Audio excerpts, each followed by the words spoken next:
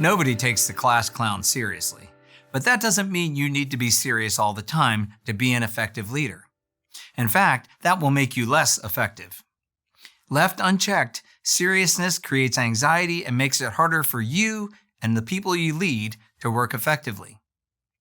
In family systems theory, Edwin Friedman emphasizes the importance of using humor to keep things loose as an antidote for anxiety. In A Failure of Nerve, Friedman writes about the importance of managing anxiety, your own and the anxiety of those around you.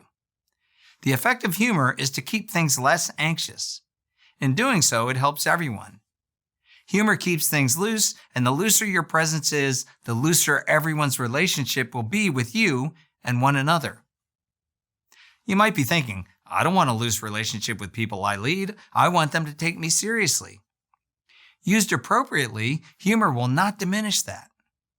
Here are 4 ways that humor can help you. First, humor builds trust.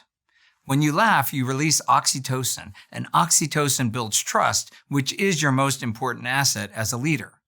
What's surprising is that humor doesn't just build people's trust in you as a leader, it also builds trust with their team members.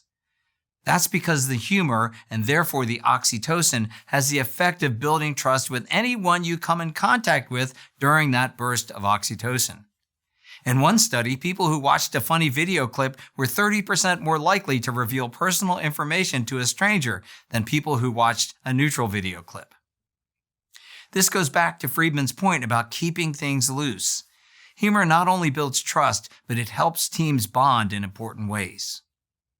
Second, humor supports innovation. In his book, Little Bets, How Breakthrough Ideas Emerge from Little Discoveries, author Peter Sims shows that humor is critical to innovation. According to Sims, a playful and humorous environment is most critical for innovation when ideas are in their infancy, because that's when they are most vulnerable to getting killed. Game-changing ideas are much less likely to survive in a super serious environment because you will err on the side of caution. Humor loosens things up, so you are less afraid to go with a new idea. Third, humor promotes more effective learning. When you laugh, you also release dopamine, which aids in memory and information processing. When you are trying to get a point across that you want people to remember, make sure to inject some humor. This is true in a workshop, staff meeting, sermon, or even an informal setting. Humor will make what you say more memorable. Finally, humor improves negotiations. Researchers Karen O'Quinn and Joel Aronoff set up a study where participants negotiated the price of a piece of art.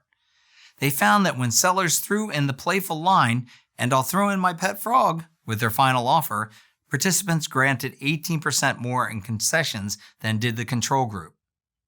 Another study found that sending an inoffensive, funny cartoon to someone during a sales negotiation generated 15% more in profits. It's believed that in both these examples, the use of humor helps to develop trust, which leads to better outcomes. By now, you should be convinced of the benefits of humor for you as a leader. However, I need to say 2 things which may be obvious. 1, make sure the humor is appropriate. An offensive or demeaning joke will have exactly the opposite effect.